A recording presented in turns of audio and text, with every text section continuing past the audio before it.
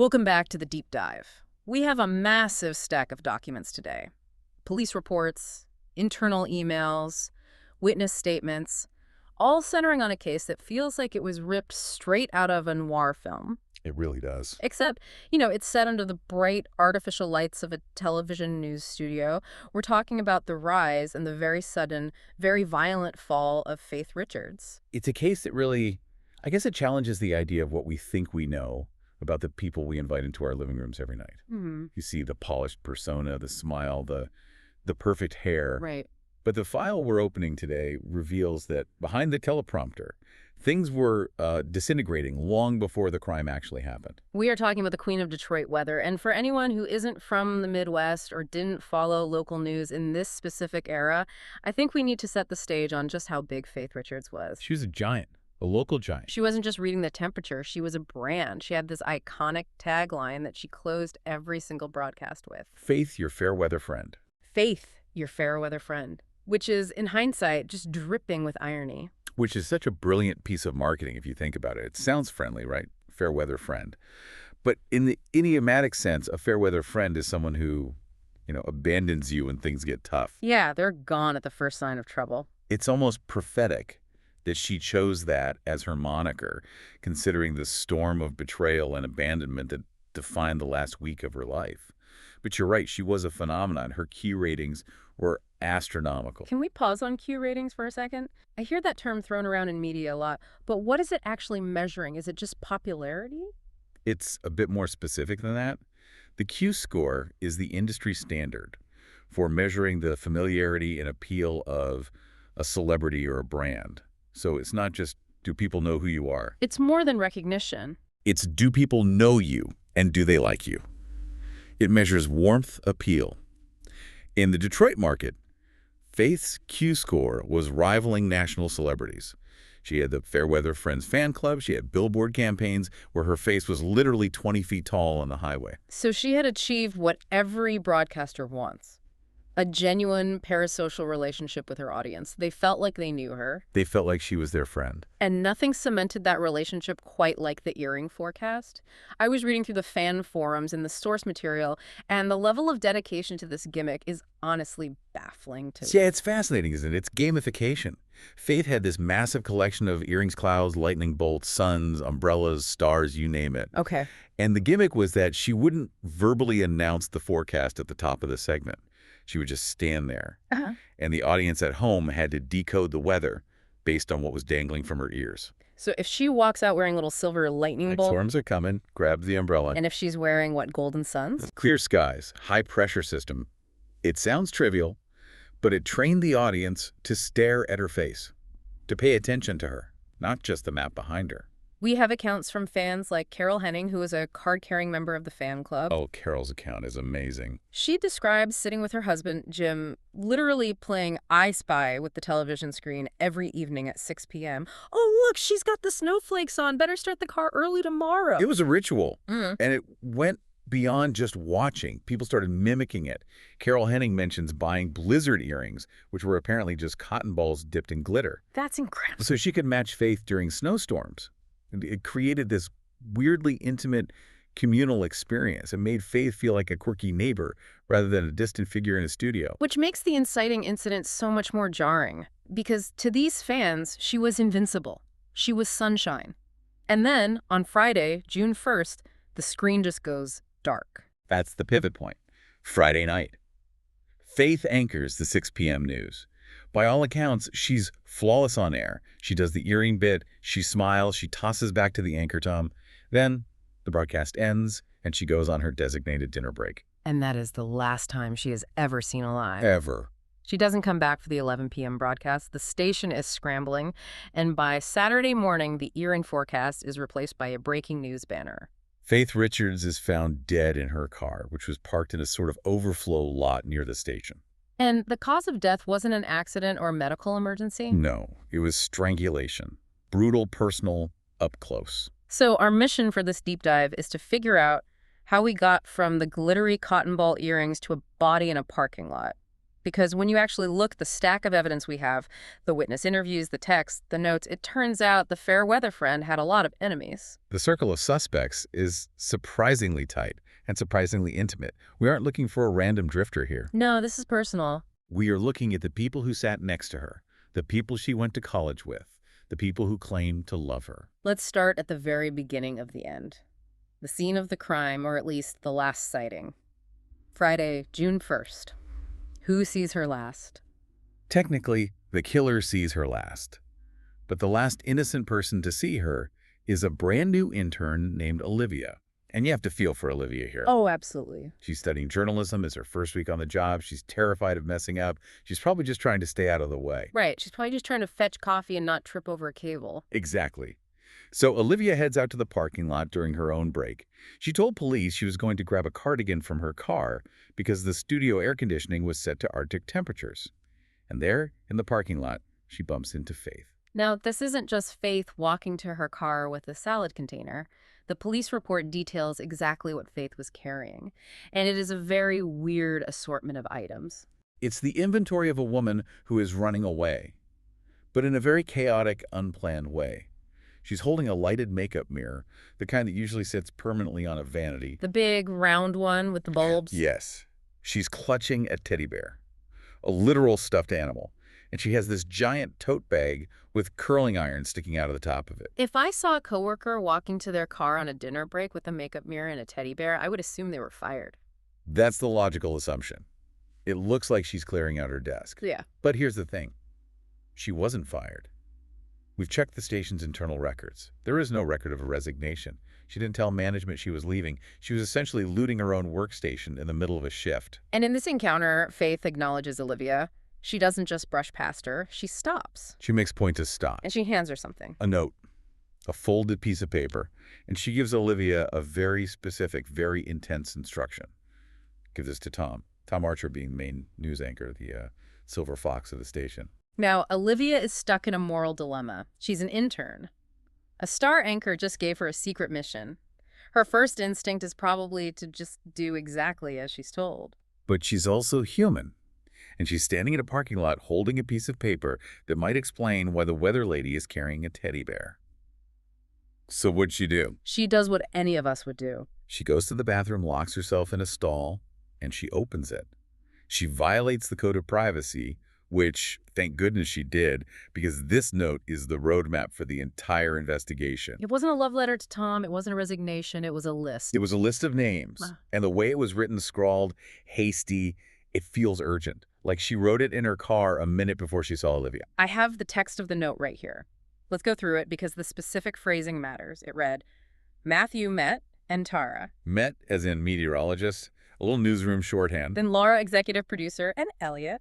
Then Steve, the stalker, C, PC drawer. PC meaning her personal computer drawer. And finally Kelly, college roommate, and Joel. It reads like a hit list.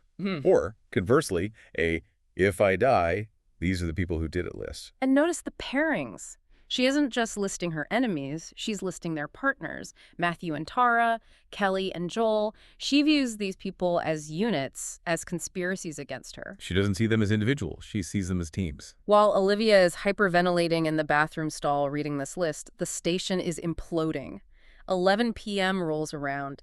Faith is a no-show. The producer is screaming into her headset. They have to find a replacement immediately. And this is where we meet the first name on that list, Matthew, the backup meteorologist. The weekend guy. Imagine being Matthew. It's Friday night, you're usually off, you're at dinner with your fiancée, Tara, you've probably ordered a nice bottle of wine. You're finally relaxing. And suddenly your phone blows up. Faith is missing. Get your butt in here, now. He was furious. The witnesses in the newsroom describe him arriving looking like a wreck.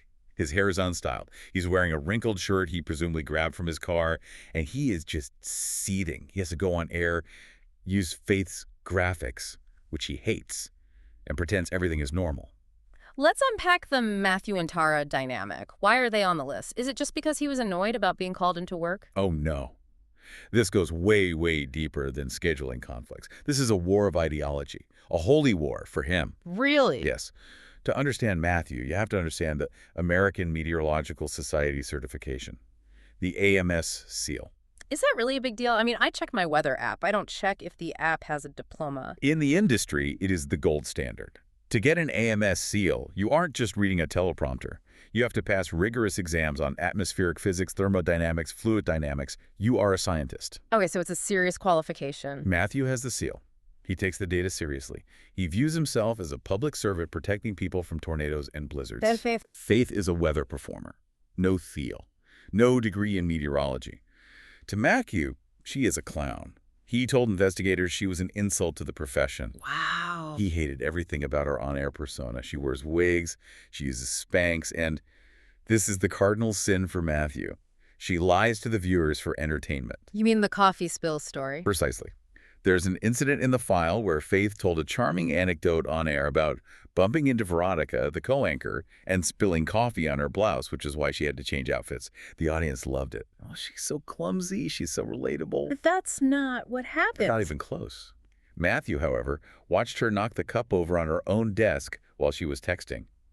He knows it was a complete fabrication, a little white lie to seem charming. And he actually reported her for that, right? He went to Perry, the news director. He did. He filed a formal complaint for journalistic dishonesty, and Perry, the news director, laughed him out of the room. He called it a nothing burger.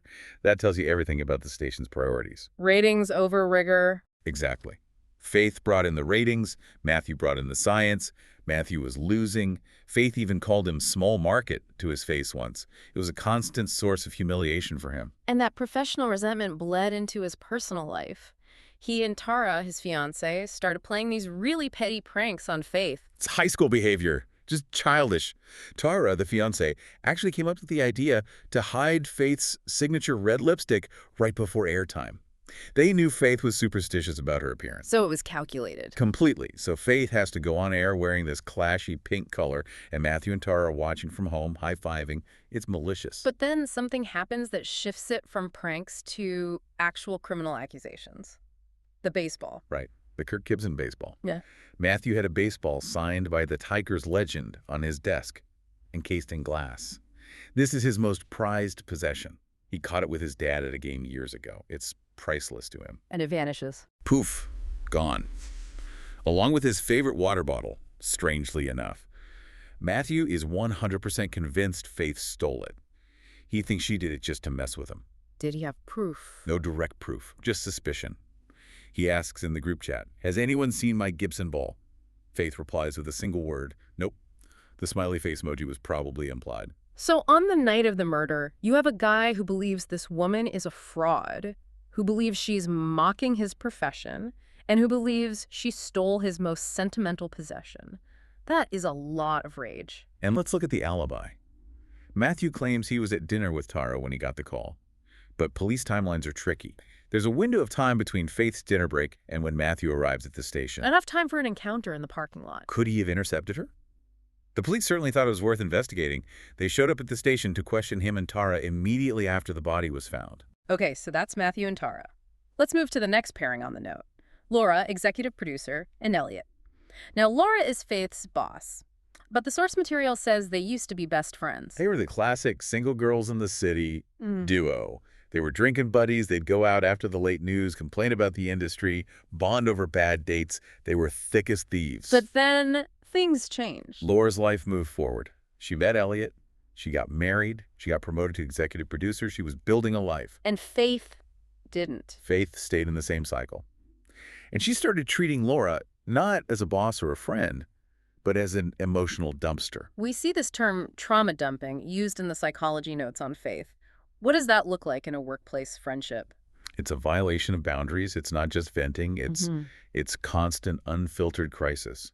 Faith would call Laura late at night, screaming about her mother or a breakup or a perceived slight at the grocery store. She demanded instant validation. And she didn't respect Laura's relationship with Elliot. Not at all. She'd text Laura during their date nights, and if Laura didn't respond in 5 minutes, Faith would send follow-up texts. "I guess you're too busy for me now. Nice to know where I stand." It was manipulative. It's exhausting just hearing about it. I can't imagine living it. It was suffocating. Finally, Elliot, the husband, stepped in. He saw what it was doing to Laura. He told her, "You cannot do this anymore. It's affecting our marriage. You have to set a boundary." So Laura sits Faith down for the friendship breakup. She tries to be professional. She says, I need boundaries. I can't be your therapist 24/7. We can be colleagues, but the late-night calls have to stop. And Faith's response was chilling. 2 words. Noted, boss. Oof. She flipped a switch. She went cold. She stopped the personal chats, but she ramped up the passive aggression in the newsroom, making Laura's job a living hell until the week of the murder. Faith reached out again. She sent a text at 3 a.m. And this text is crucial. She wrote, Okay. I really need you. I have a stalker who won't leave me alone, and I'm also having some money problem. Stalker and money problems? Those are 2 massive red flags. It cries for help. But Laura, she was done. She was protecting her peace. She saw the notification, and she blocked Faith's number. She didn't respond. Imagine the guilt. You block your former best friend, and 2 days later, she's strangled in a parking lot. It's a heavy burden to carry. But looking at it as an investigator, Laura has a motive to want Faith gone. Faith was a destabilizing force in her life and her newsroom, and Elliot. He was the one pushing for the separation. Laura and Elliot. If Faith was threatening to blow up Laura's life again, or if she knew something about them, that name on the list makes perfect sense. Let's go to the third pairing, and this one takes us out of the newsroom and back into the past. Kelly and Joel. This is where we really start to see the pathology of Faith Richards. Kelly was her college roommate. You'd think, oh, college friends, how sweet. Not so sweet. No. This is a relationship built on theft and gaslighting from the very beginning. The file mentions Faith was a kleptomaniac in college. It wasn't just borrowing clothes. Faith was systematically stealing cash, credit cards, and jewelry from her roommates to fund a shopping addiction. How was she caught? One of the roommates literally followed her to the mall and took photos of her buying a designer purse with their stolen credit card. The evidence was undeniable. She was suspended from the university for this. But the grift didn't stop at graduation. Years later, Faith pulls an identity theft scam on Kelly. It's brazen. She called Kelly out of the blue, said, my identity was stolen, my accounts are frozen, I'm going to get evicted. Can you lend me rent money? Kelly, being a good person, a trusting person, lends her the cash. But it was a lie. A total lie. There was no identity theft. Faith just spent all our money. Kelly only got repaid because she hunted down Faith's mother and threatened legal action. So there is bad blood, ancient history. But then this past January, Faith launches what she calls her amends tour. Yes, the apology tour. She reaches out to Kelly. She wants to apologize. And this lunch. If you want to understand manipulation, look at this lunch. What? Faith takes Kelly to a high-end restaurant. She apologizes profusely. She cries. And then she hands Kelly a gift. A wooden jewelry box. And she gives this whole speech about it, right? Oh, it's an Oscar-worthy performance. She says, I made this myself. I'm taking woodworking classes to keep my hands busy so I don't shop. This is my penance. It's a beautiful narrative of redemption. Except the bill comes, and Faith, the TV star making 6 figures, makes Kelly, the school teacher, pay halfsies. no way. Yes. And then Kelly and her husband Joel take the box home. They're admiring it, and Joel flips it over. Stamped at the bottom, handmade by Emilio. She bought it on Etsy. From a teenager in Arizona, it turns out. She lied about the apology gift for her apology. It's pathological. But the lie isn't the worst part. The worst part is what happened after the lunch. The robbery. This is a sophisticated crime. A few weeks after that lunch, a woman knocks on Kelly and Joel's door. She's wearing a tool belt, carrying a clipboard. She says, hi, I'm the electrician's assistant. My boss was here earlier doing some work, and he left his voltage meter upstairs. Can I just run up and grab it? And Joel lets her in. Of course, it sounds plausible. It sounds totally plausible. He lets her in. She runs upstairs, comes down 2 minutes later, waves goodbye. Later that night, Kelly goes to check her jewelry. Her grandmother's heirloom collection, valued at over $100,000, is gone. The Emilio box is empty. The theory is that Faith orchestrated this. It lines up perfectly. Yeah. Faith takes Kelly to lunch to make amends, but really she's casing the target. She's gathering information. And the box? A box is the key. She gives her the jewelry box to encourage her to consolidate the valuables in one place. Here, put your nice things in this box I made for you. Then she hires someone, or sends an accomplice, to execute the theft. And when police ask Kelly and Joel where they were on the night of Faith's murder? Their alibis are paper thin. Kelly says she was home alone watching a movie. Joel says he was hiking alone at night. Who hikes alone at night on a Friday? Exactly. I don't know many people who go night hiking alone unless they are burying something or hiding something. Joel was furious about the theft. He lost his wife's family inheritance. That is a powerful motive for murder. So we have the resentful colleagues, the burnt-out boss, the victims of her con artistry. But there is one name left on the list, the most ominous one. Steve the Stalker, CPC drone. Steve. This brings us into the world of obsession, and it's a very dark place. Steve fits the profile of the lonely, isolated fan. Unemployed, living in his parents' basement, completely detached from reality. He believed they were in a relationship, a real one. He was convinced they were soulmates. He drew pictures of her apartment building, which he called the Three Diamonds, implying he'd physically tracked her down. In 99% of cases, the celebrity gets a restraining order against a guy like Steve. But Faith Richards didn't get a restraining order. She got a pen pal. This is the most disturbing part of the file for me. Yeah. She engaged with him, she wrote him back, she saw his public comments, and instead of blocking him, she told him, "Don't post on my public wall, here is my private email." And she started a correspondence. And not just chatting about the weather. She sent him photos. Headless selfies, photos of her body in lingerie, but cropped so you couldn't see her face. Why would she do that? Why feed the delusion of an unstable man? The emails explain it. She told Steve, I have a real stalker, a bad guy. I need you to protect me. She weaponized him. She turned a stalker into her own unpaid, unhinged bodyguard. She created a human shield. That is unbelievably reckless. It's playing with fire. She asked Steve to follow her car home to make sure she wasn't being followed by the other guy. She asked him to stand in the back of her public appearances as unauthorized security. She made him feel like her hero, her protector. Until the illusion breaks, Steve shows up at the vigil the Sunday after the murder. The community is there, candles are lit, the cameras are rolling, and Steve has a public meltdown. He just snaps. He starts screaming at the crowd. He holds up a picture, a blatantly photoshopped image of him and Faith on a beach, and he screams, "She was pregnant with my child. You all don't know her like I did. She was having my baby." Everyone writes him off as crazy, just another delusion. But we need to put a pin in that pregnancy claim. A very big pin. Because as we'll find out, Steve might have been wrong about the father, but he wasn't wrong about the condition. Before we get to the autopsy results, though, we have to ask, who creates this much chaos? Who steals from friends, lies to the public, and manipulates stalkers? To understand Faith Richards, we have to look at the disobey box. This comes from the interview with her sister, Hope. And honestly, this part reads like a horror movie backstory. It does. It explains the mechanism of her personality. It's the key to everything. Faith and Hope grew up with a father who was, by all descriptions, a tyrant. He was obsessed with order, cleanliness, and absolute control. And the punishment for stepping out of line wasn't a timeout, it was the box. The disobey box. It was a cardboard box filled with ugly, ill-fitting, outdated clothes that he bought from Goodwill bins. If the girls got a B on a test, or if they laughed too loud, or if their room was messy, they were forced to wear an outfit from the disobey box to school. Think about the psychological impact of that on a 13-year-old girl. The public humiliation. The complete loss of autonomy over your own body and image. It creates a scarcity mindset on steroids. Yeah. It wires the brain to believe that safety equals control over your appearance. If you look perfect, you are safe. If you look ugly, you're being punished. This explains her adult obsession with the earring forecast, the Spanx, the wig. She was building a fortress of perfection. She was curating a mask of perfection to keep the disobey box away. And it explains the kleptomania, the stealing. Exactly. Why did she steal clothes and jewelry she could afford to buy? Because stealing is an act of taking control. I want this and I am taking it. It's a rebellion against the father who controlled everything she wore. She wasn't stealing for the value of the object. She was stealing the feeling of agency.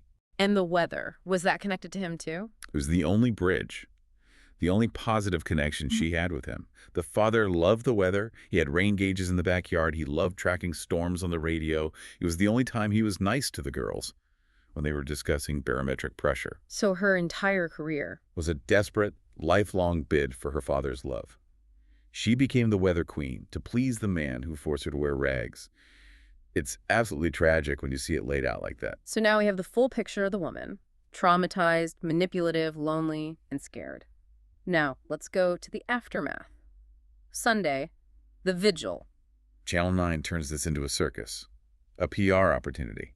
They have drones flying overhead, getting aerial shots of the candles. They're handing out branded umbrellas. It's grief as content. Disgusting. And the weather team, Tom, Veronica, Matthew, are up on a stage holding hands. They're swaying to Here Comes the Sun. The whole thing is a performance. A complete performance. We know Matthew hated her. We know Tom has the hit list note in his pocket, or the police have it by now. but they are smiling for the cameras. Performing grief for the ratings.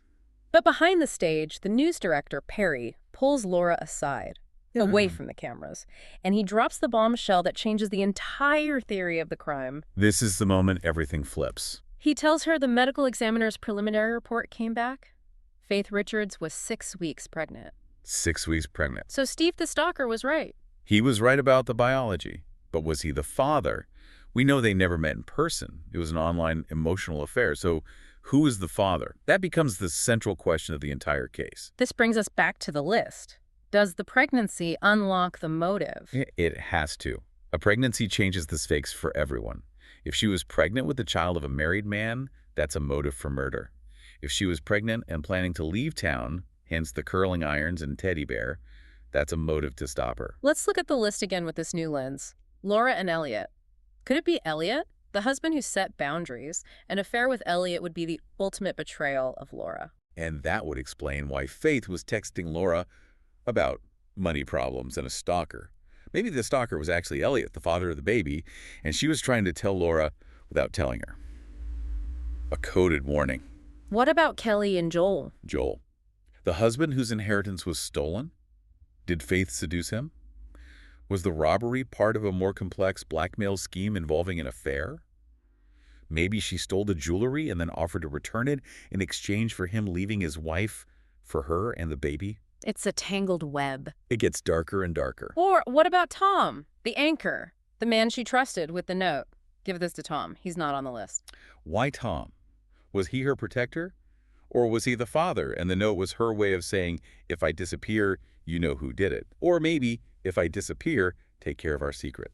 The note wasn't a suicide note. It was an insurance policy. Exactly. She knew she was walking into a trap. That's why she was clearing out her desk. She was trying to run. She knew she might not come back from that dinner break. She listed the people she feared the most. The tragedy is, she called herself the fair weather friend, implying she would leave when things got tough. But in the end, she couldn't leave. The story she created, the lies, the thefts, the manipulations, it surrounded her. She was trapped in the middle of it. She was a woman who spent her life trying to predict the weather to stay safe, but she couldn't predict the violence of the people closest to her. So we leave you with this final provocative thought. Faith told Steve she had a real stalker, a dangerous one. She told Laura she had a stalker. Was this stalker a stranger? Or was the stalker just her code word for the father of her baby, someone who didn't want the baby or her to exist? And did that person know she was clearing out her desk that night? Did they meet her in the parking lot not to talk, but to silence her before she could leave with their secret? The forecast called for fair weather, but Faith Richards was living in the center of a hurricane. And we're still waiting for the clouds to clear on who actually put their hands around her neck. It's a storm that's going to take a long time to pass. Thanks for diving in with us. Keep your eyes on the horizon. Stay safe.